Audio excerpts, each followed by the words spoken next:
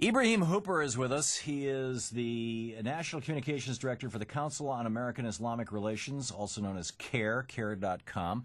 And Ibrahim, welcome to the show. Thanks for having me. Thank you for showing up. I wanted to get into this topic about Islam. There's a lot of stuff in the news these days, and certainly the right has been going off on this. Your battles, I guess is the right word, with Mr. Savage. I mean, Michael Savage, his take on it is pretty simple. It's a bloodthirsty religion is practiced over there by a bunch of throwbacks, and we're to kill him. That's Mr. Savage's take on it, right?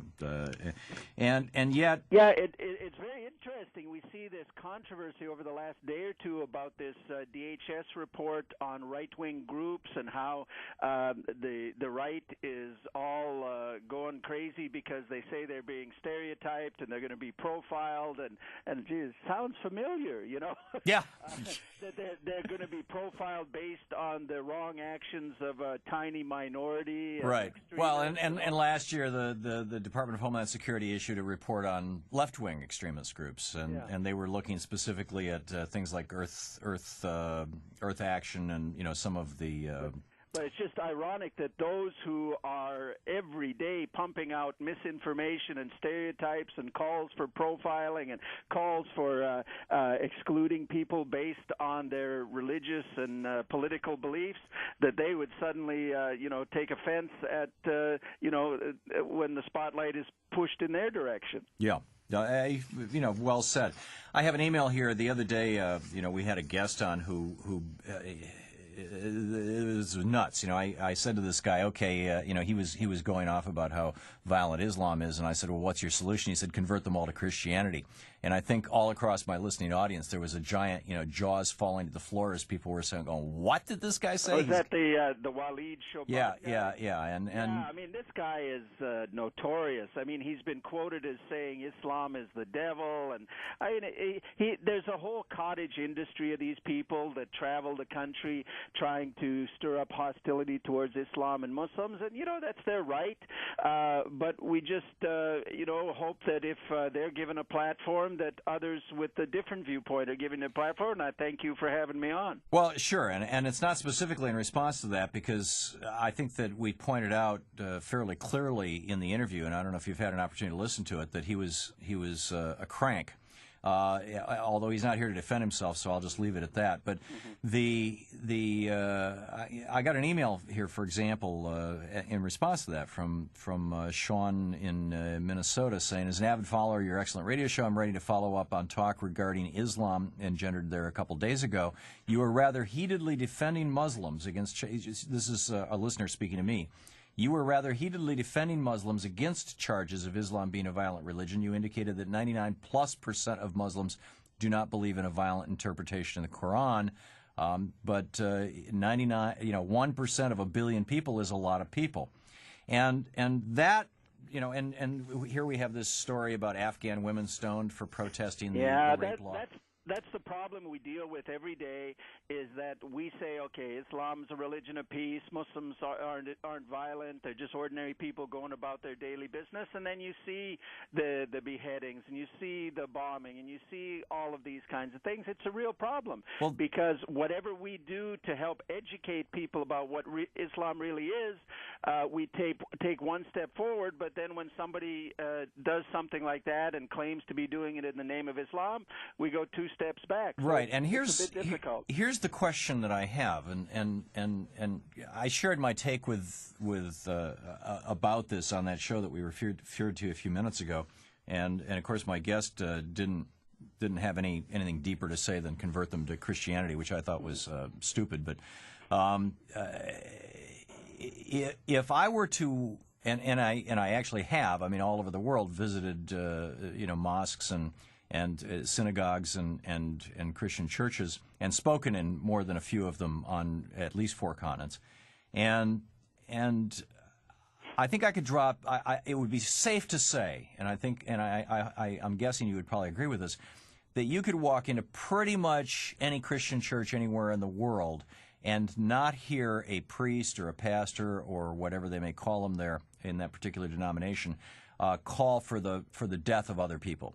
And you could walk into any Jewish synagogue anywhere in the world and not hear people calling for the death of other people. You could walk into any Buddhist temple around the world and not hear that. You could walk into pretty much any Hindu place of worship and not hear that, although... And you could walk into any mosque and not hear that as well. The vast majority of them. I've been in dozens and hundreds of mosques in America. I've never heard somebody talk like that. Sure, in America. And if they did, I'm sure the congregation would say, what are you talking about? I agree, in America. But I'm saying anywhere in the world.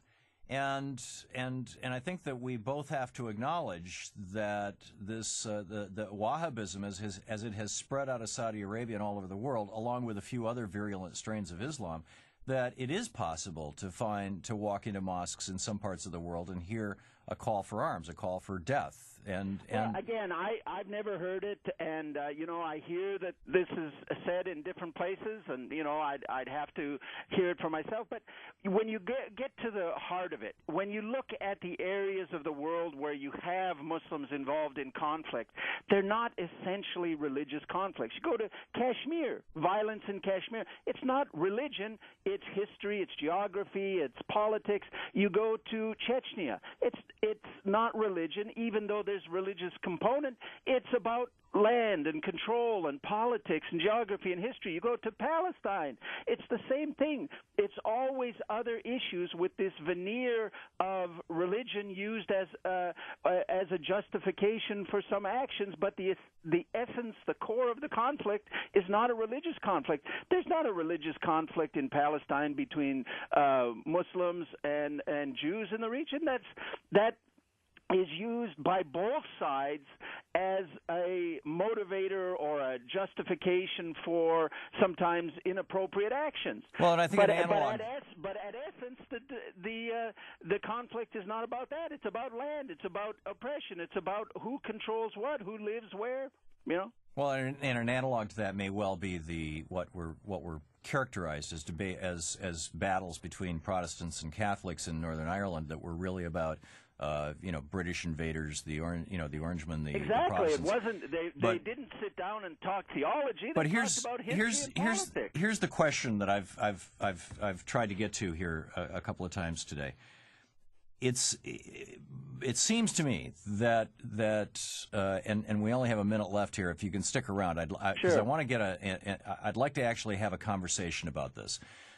It seems to me that around 2,000 years ago, at the destruction of the Second Temple, Judaism went through a reformation and stopped being a religion/culture that overwhelmed other people and killed tribes, as is recommended in the Old Testament, particularly in the book of Joshua.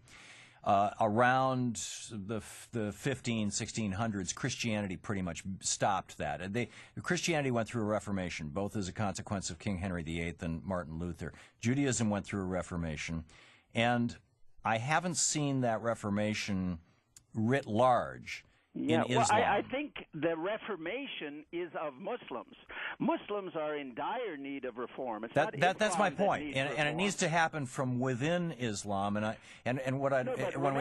differentiating between the faith and the people, because there are a bunch of idiot people out there doing things they shouldn't, whether it's mistreating women or I get that. Let's dig into this a little bit when we come back from the break. Is that all right with you? Sure. Great. We're talking with Ibrahim Hooper. He is with CAIR, C-A-I-R, the Council on American Islamic Relations, the National Communications Director. CAIR.com, of course, is their website.